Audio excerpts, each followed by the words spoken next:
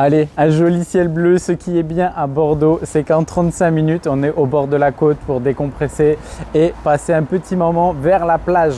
Donc là, je suis parti, j'ai profité d'un petit moment de libre pour aller du côté d'Andernos. Donc Andernos, vous connaissez, hein, plage, voilà. Bon, ça vaut pas le Sénégal, hein, dédicace aux Sénégalais, à la chaleur. Bon là, il fait encore un peu froid. Et du coup, j'en ai profité pour m'arrêter du côté de chez Yann, ok. Enfin, pâtisserie Yann, excusez-moi.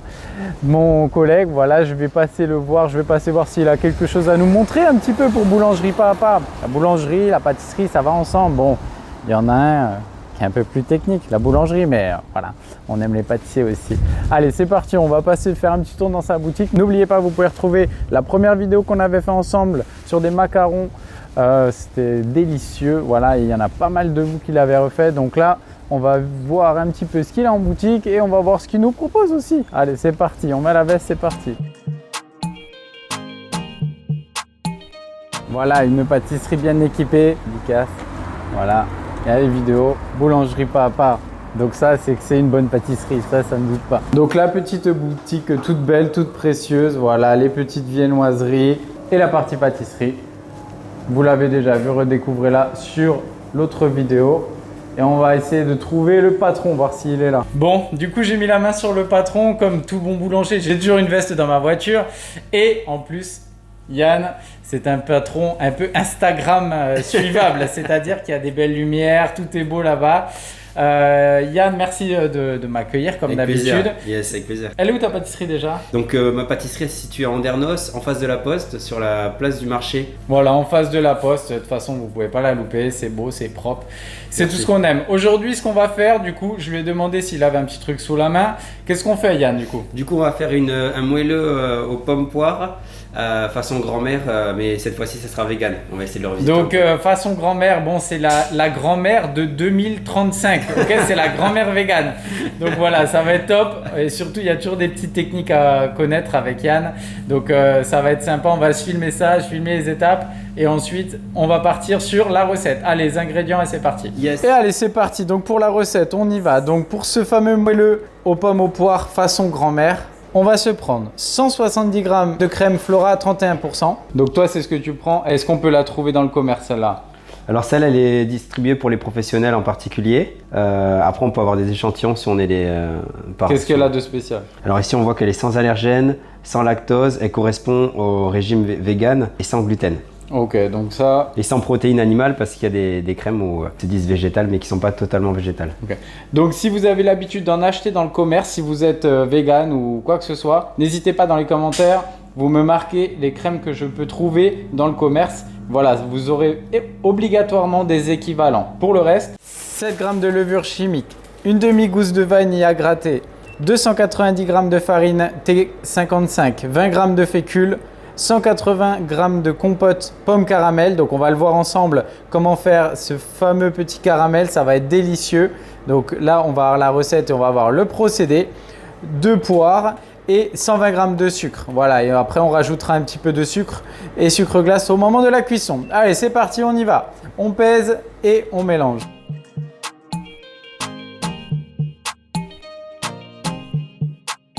Donc ça, on va aller les chercher chez mes beaux-parents, juste en face au Péché Gourmand. Ok, donc là, ici, c'est ce qu'on aime dans les pâtisseries, boulangeries en ce moment actuellement, c'est du local. Donc on traverse la place du village, on va chercher... Du village, pardon Dernos. On traverse la place et on va chercher les 2-3 poires.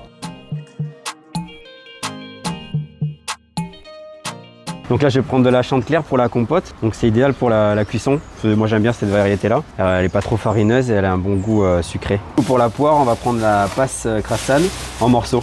Ouais, ça tient. Bon, allez, on prend ça et on y retourne.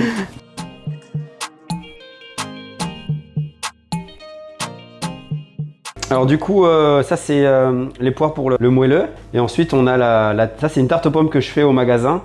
Et le problème de cette tarte aux pommes, c'est que j'ai souvent des chutes.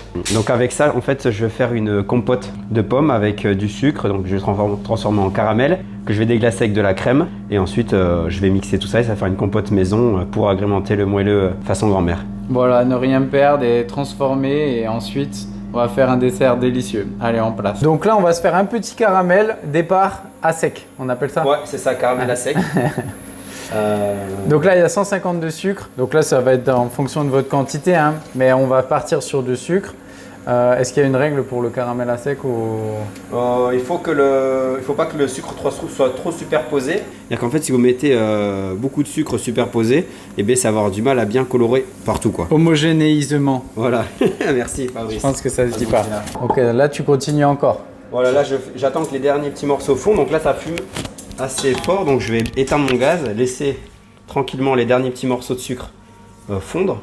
Si en fait le caramel, si c'est pas assez caramélisé, ça va avoir goût de sucre, ça va être très sucré. Et si c'est trop caramélisé, on va avoir un goût d'amertume. Donc il faut bien jauger la cuisson du caramel, c'est très important. Donc on le pousse un peu en cuisson, mais pas trop. Donc là, ma coloration me va. Donc on doit être dans les 180 degrés, 175, 180. Et là, je vais verser petit à petit ma crème au fouet pour créer une émulsion. Je vais rallumer le gaz sur 2. Voilà. Et je vais verser comme ceci, doucement, ma crème. Alors moi, d'habitude, c'est à ce moment-là que ça marche pas. Donc là, je mélange bien, je mélange bien, je mélange bien. Si je verse tout d'un coup, je fais redescendre le mélange et du coup, on va avoir un truc, un bloc tout dur au milieu de mon fouet et du coup, ça va être compliqué. On va devoir mélanger pendant assez longtemps. Alors que si je vais doucement, eh bien, ça va aller plus vite. Donc là, j'ai laissé le gaz allumé, hein, tout doucement, mais tranquillement. Donc là, je peux augmenter le gaz parce que j'ai mis de la matière froide dedans. Donc j'ai descendu mon mélange en température. Et là, je vais pouvoir verser la totalité puisque mon mélange a été détendu. Je vais laisser une bonne ébullition. Ça aurait été un caramel que où j'aurais voulu une texture bien particulière. Je l'aurais fait au thermomètre. Donc on va dire 106 degrés pour un caramel mou, pochable. Un caramel liquide, on va le cuire dans les 102 degrés. 150 de sucre et 300 g de crème. Donc c'est juste le double en crème par rapport au sucre, tout simplement. Les recettes simples, des fois, ce sont les meilleures, comme on dit. Et là, dans la foulée, du coup, tu mets tes pommes comme ça. Voilà, là, je vais mettre mes pommes. Donc là, j'ai 430 g de rognure. Je vais les verser dedans. Voilà. Donc les pommes, ce sont des Granny Smith et Red Delicious. C'est une pomme rouge et une pomme verte. Gentiment, laisser cuire gentiment. Et je vais l'étuver avec un papier sulfurisé. Donc là, pour éviter trop d'évaporation d'eau et que ça continue à cuire et que ça crame pas, donc on va le cuire à l'étouffer. On va l'étuver. Donc on va prendre le papier sulfurisé. Hop. Je vais le plier comme ceci. Papier de cuisson hein, que vous avez que vous trouvez un peu partout dans le commerce. Hop, je prends mes mesures. Je viens couper comme ceci. Je fais un tout petit trou pour permettre une petite évaporation tout de même. Je vais l'ouvrir et déposer par-dessus. Ça combien de temps? Environ 20 minutes. Donc là, on va chemiser le moule. Donc un tout petit peu d'huile sur un pinceau.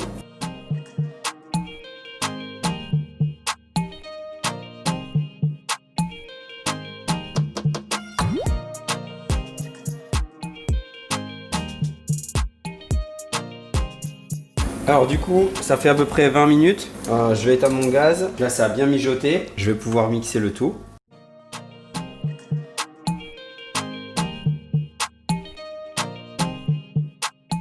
Après, si vous n'avez pas de robot coupe comme moi ou de mixeur qui va bien, vous pouvez aussi prendre vous pouvez très bien acheter de la compote en grande surface ou chez un artisan, ça va très bien aussi. Donc là, on va mettre dans la cuve du batteur la compote, la farine, tout d'un coup, hein, la fécule, la levure chimique, La vanille. hop, vanille, et ensuite on mélange à la feuille.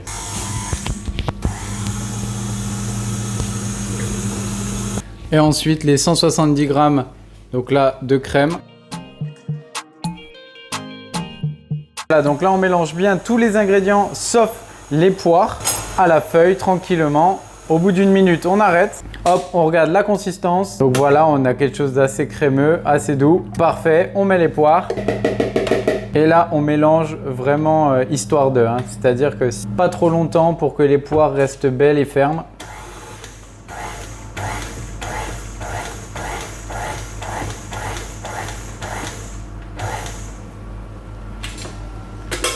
Et allez, on va placer notre appareil dans le moule chemisé. Donc là, la recette est pensée pour un moule entre 18 et 22, hein, 4-6 personnes. Après, vous adaptez, hein, si vous avez besoin, vous me faites la recette en double. On va laisser reposer l'appareil pendant au minimum 1 heure à 4 degrés au froid. Si vous voulez, vous pouvez le laisser plus et après on passe à la mise au four ventilé à 180 degrés. Allez, après 1 heure de repos, on y va, on passe à la mise au four. Donc on a préchauffé le four à 180 degrés, four ventilé. On va mettre un petit peu de sucre glace. Voilà, ça c'est comme faisait grand-mère ça. Oui, mamie elle faisait comme ça. Voilà. La petite mamie. Mais mamie, elle était végane. Non. Allez, c'est parti, on y va, on passe à la mise au four, on va suivre ça ensemble.